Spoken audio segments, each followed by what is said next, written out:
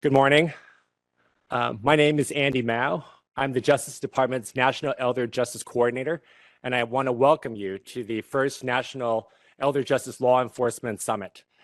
I've had the great pleasure of speaking or emailing with many of you, and I appreciate your taking the time out of your busy schedules to come and join us for this important event, and for coming early and getting through the gauntlet that is the security process. So thank you for that.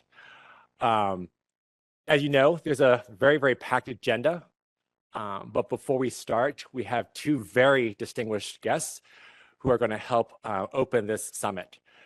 First, it is my honor and pleasure to introduce the Acting Associate Attorney General, Ben Meiser. Ben has served in a number of leadership positions under both this administration and under the Obama administration. That includes leading the Office of Legal Counsel, as well as the Civil Division, where he was my boss. He also serves as the General Counsel for the United States Office of Personnel Management and the Solicitor General for his home state of Ohio. In addition to his career in public service, Mr. Meiser was also a partner in private practice. We are so grateful for the Acting Associate Attorney General to take the time out of his schedule to come say a few words. And with that, I'd like to welcome the Acting Associate Attorney General. Thank you very much.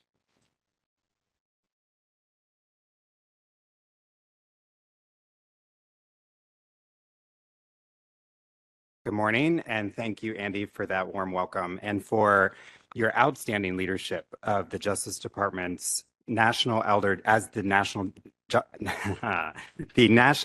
Justice Coordinator. Thanks too to the SEC for hosting this event, and to our many federal partners who are helping to support the summit as well. I also want to thank the distinguished panelists who will be participating today. We'll hear their wisdom over the next couple of days, and we are grateful for everything that they are going to teach us.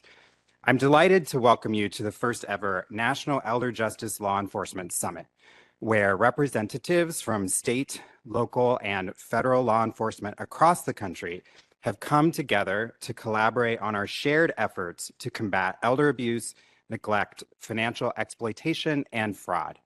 Millions of older Americans suffer some form of elder abuse every year. And while the pandemic brought to light some of the most egregious cases, we know that far too many cases go unreported. This is why the Justice Department has aggressively pursued perpetrators of elder fraud and abuse and is committed to supporting victims. Our elder justice efforts are concentrated in 4 areas. First, the cornerstone of our efforts is our investigative and prosecutorial work to hold accountable those individuals and organizations engaged in elder fraud and abuse. From July 2022 to June 2023, we pursued criminal and civil actions against more than 650 defendants who collectively stole over $1.5 billion from more than 2.4 million victims. Second, we are committed to supporting victims of elder abuse and financial exploitation and preventing financial losses where possible. With the help of our law enforcement partners, we have recovered and returned millions of dollars annually to older victims and have also connected victims to resources to assist them in their financial and emotional recovery. Third, we are committed to empowering older adults along with their families and communities so that they can protect themselves from schemes like this. We have held public awareness events across the country aimed at educating older adults on how to spot and report potential scams. Finally, we are committed to supporting the critical work of our state and local partners. That's why we are assembled here today. There's no doubt that you are on the front lines, and usually you are the first to encounter elder abuse. The Justice Department has collaborated with state and local law enforcement organizations to share best practices, training, and resources, and we have awarded grant funding to state, local, and tribal organizations to support victim services to older adults. We could not be more grateful for your partnership in this critical work. This summit is an opportunity to further enhance this collaboration while shining an even brighter light on elder fraud and abuse. The summit was born out of the department's year-long outreach effort to better understand how state and local law enforcement officers identify and combat elder abuse. Through this outreach, we learned that states vary widely in both the challenges you face and the innovative approaches that you have adopted. We also learned of your desire to understand how other states are combating elder fraud. Time and again, you have asked us, what are other states doing and how can we learn from our peers? This summit is our effort to begin to answer those questions by bringing everyone to the table. Remarkably, in the room today, we have representatives from every single state and Washington, D.C., although maybe once people are able to get through the security lines, we'll actually have those people in the room, as well as hundreds of law enforcement officers participating virtually. Summit participants span the spectrum of peace officer standards and training boards or post boards, national law enforcement organizations, as well as sheriffs, local investigators, and Medicaid fraud control units. We also have representatives from across the Department of Justice, the Community-Oriented Policing Services, or COPS office, including the director, who you'll hear from momentarily, and the Office for Victims of Crime, who you will also hear from later. And those offices helped to organize this event, as well as the Civil Division's Consumer Protection Branch and the FBI.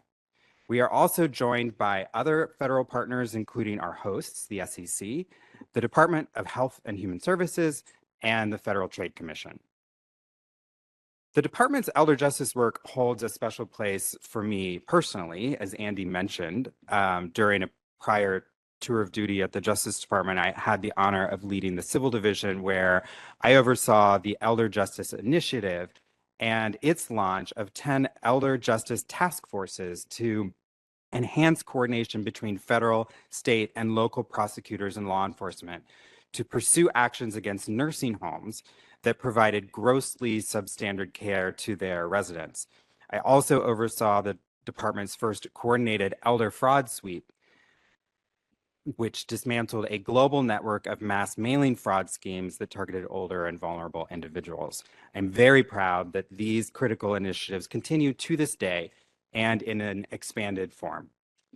While the Justice Department is steadfast in our commitment to pursuing elder justice, it's clear that none of us can do this work alone. You are valued partners in the fight against elder abuse and fraud, and we continue to reap the benefits of working collaboratively with you. We are also keenly aware that elder abuse issues manifest differently across different populations, including within tribal communities. And the Elder Justice Initiative is exploring how we can best collaborate with law enforcement in tribal communities to combat elder abuse.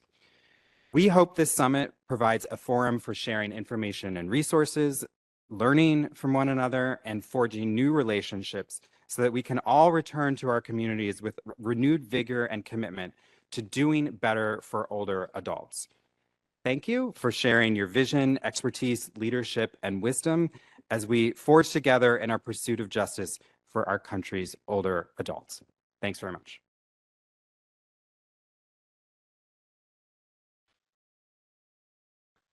Next, it is my great honor to introduce Director Hugh Clements, the director of the COPS program. Director Clements joined the department after nearly 40 years with the Providence Police Department in Providence, Rhode Island. He started his distinguished career as a night patrol officer in Providence's Uniform Division. Over the next 26 years, he rose through the ranks, working in both the Special Investigations Bureau and the Detective Bureau. Ultimately, he was appointed as the 37th chief of the department and promoted to the rank of colonel. Mr. Clements has worked closely with major law enforcement, civil rights, and community organizations. He is the recipient of numerous commendations for his outstanding police work, including being awarded the White House Champions of Change Award for reducing drug use and building a healthier America. Director Clements is a staunch supporter of the department's elder justice work, and we are so grateful that he's taken time out of his schedule to help kick off this event. Director Clements. Thank you, Andy, for that very warm welcome. I would have been satisfied with the next speaker is Hugh Clements from the COPS office, but thank you. Good morning, everyone. Welcome to Washington, D.C. I guess everybody is coming from all over the country, which is great. And it looks like you're going to have a great summit, a great forum over these the next couple of days. I wish you a great conference. It's good for me to see representatives from Rhode Island, my home state here. The neighboring police chief to me is doing a fantastic job. I'm proud of him. I've watched him come up through the ranks. Brad Connor from Warwick, Rhode Island. Chief, and I mean that genuinely. You make me proud. And other representatives from Rhode Island here as well. You know, we had done a lot in Rhode Island as far as collaboration and partnerships, and that's what this is all about. It's important, especially when you have a crime and a particular challenge in your community that requires a specific response. So once again, they gave me notes, but I'm going to go off script a little bit. So, you know, I spent 38 years in policing, and we built a team and a winning team. And it was all about partnerships, collaboration, relationships with other law enforcement agencies, our state and federal partners, but as well the Attorney General's office, the U.S. Attorney General's office, and regional task force detective units to target this type of response for a very needy cause. So coming from law enforcement, I know the importance of having this special response. In this role, I've been here this past week was my 1-year anniversary, and I asked the Attorney General Merrick Garland at a recent quarterly meeting. He thanked me and congratulated me for 1 year. I said, "Thank you, General." And it was a room full of people. I said, "How come it feels like 3 years?" He said, "Welcome to DC." So the good news is that the Department of Justice and Elder Justice Initiative, as well as many state and local entities, have already developed a number of terrific resources on this topic. So there's a lot out there already, and I know you will hear more over these next couple of sessions that you have today and I believe tomorrow. In particular, things like Elder Abuse Guide for Law Enforcement, otherwise known as the EAGLE Guide, is a great resource. And I also hope you check out the COPS recent podcast, The Beat, where we also focused on this very important topic. There are several COPS topics that I want to bring to your attention. So we have a great training portal. So in the COPS office, it's pretty much a three-legged stool. So we provide grants, a lot of funding to state, local, tribal, and territorial police around the country to the tune of last year, $651 million, which seems like a lot, but it's really not. I mean, there are 18,000 police departments in this country. So where we dedicate on the grant side, that's one of the three-legged stool. The second one is training and technical assistance. And the third leg is resources and publications. So all important to the passionate work that you're doing in your field, in your arena. So both with grants, but more importantly with training and technical assistance, in that's all free, given to police agencies and police leaders around the country, free. We have a great website. I urge you to look at USDOJ, the COPS office website. There's tons of free training, including the online training portal, where we have 40 courses. In fact, this year we're looking to expand that by 8. We'll be closer to 50, where that training is all new and relative to what's going on in this crazy world today. I mean, it's changing by the moment.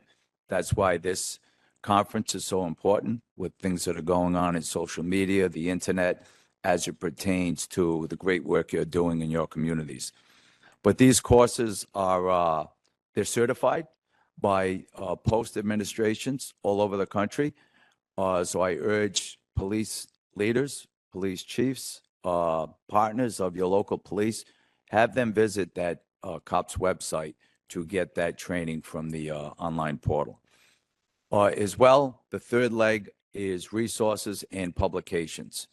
So on the COPS side, I have the power as the director now to use the bully pulpit of the office to run convening sessions on whatever the topic is that we're looking for greater guidance in the field on. So this past year, I've been here 1 year, we ran 4 convening sessions on very important topics like recruitment and retention, specialized units, and others. And during those convening sessions, I guess the mic went out. During those convening sessions, we have leaders from all over the country in law enforcement. We have leaders from the community, civil rights advocates, police chiefs, and we, for 2 days, 3 days, sometimes these convening sessions go, and we'll put out a white paper, a product, and it's a really good product that goes out. We did one recently on specialized units. You saw with the tragic death and bad policing in Memphis of Tyree Nichols, there was a call for disbanding specialized units around the country. And that wasn't really the answer. The answer was better policing, better leadership, more accountability, transparency in the community. But we had that roundtable discussion, and we're able to put out great guidance to the field. And we've done that in some areas in the past before I arrived here with issues pertaining to elder abuse. So I know in the coming weeks, the COPS office will be releasing a new publication titled Communities Educating Older Adults About Crime, the National Association of Triads Program Manual, which is NSA's updated triad guide. So we also just taped another episode on The Beat. So The Beat is a podcast series coordinated by this COPS office, and we partner up with all the large think tanks in DC like PERF, the Police Executive Research Forum, NPI, the National Policing Institute. We also, has anyone here ever heard, please raise your hand, of CRITAC? So probably the biggest program run out of the COPS office is the Collaborative Reform Initiative Technical Assistance Center. So it's been utilized now by over 1,000 police agencies in this country on a myriad of issues, going from active shooter to collaborating more closely to the communities to motor vehicle pursuits. And the Collaborative Reform Initiative is also a 3-legged stool. And a lot of this work pertains to the work that you're doing. And that 3-legged stool in CRITAC, the first portion is collaborative reform with partners in the community and law enforcement. The second leg is critical response. And the third leg is organizational assessment. Critical response, unfortunately, in this country, we've had far too many. And really unfortunate, we just don't know where that next one will be. But it could be Memphis, it could be Buffalo, it could be San Jose, California, all places where we've been. And within days, members of the COPS team will be on the ground. Unfortunately, we have the template. The next community where this occurs, they will be in shock, in chaos.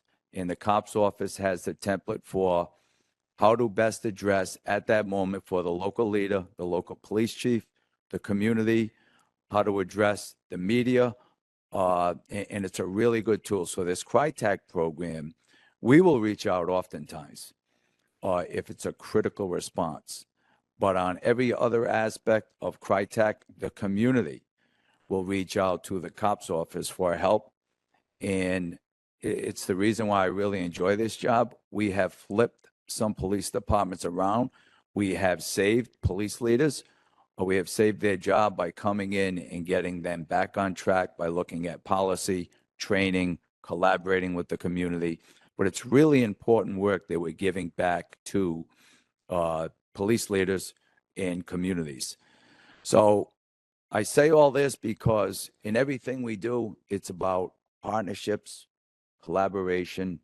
There are some great communities of practice out there on all the issues that police deal with. I think we all would agree there is far too much on the plate of local police departments. They've been asked to do the impossible, everything. I mean, addiction has been placed squarely at the feet of police locally, homelessness, mental illness.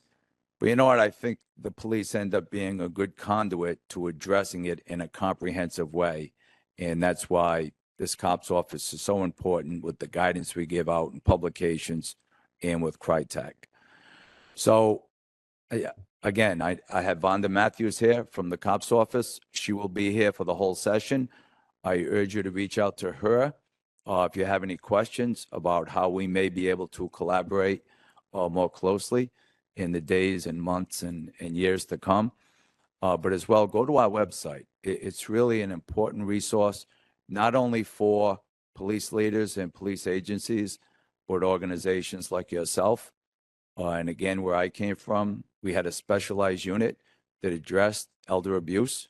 It was important. I became very close to the people in the Rhode Island Attorney General's office that coordinated the training and the responses to criminal activity of the elderly who were abused in so many different ways, to the point where I became best friends with the administrator, Martha Crippen. She came to my family's weddings. I went to her family's weddings. But it's all about partnerships. And it's really an arena 25 years ago, 20 years ago, where police were really not that actively engaged in these type of investigations. But unfortunately, it's a growing phenomena where with the internet and social media, where people are just preying in so many different ways on the elderly, and they take advantage. And it's sad because you lose your faith in the human element. It could happen at a supermarket, in the parking lot, where someone is preyed upon. But thank you for this opportunity. I'm enjoying where I am in the COPS office. Use us as a resource. And I thank Andy and this organization for a great summit, and enjoy your conference. Have a good day.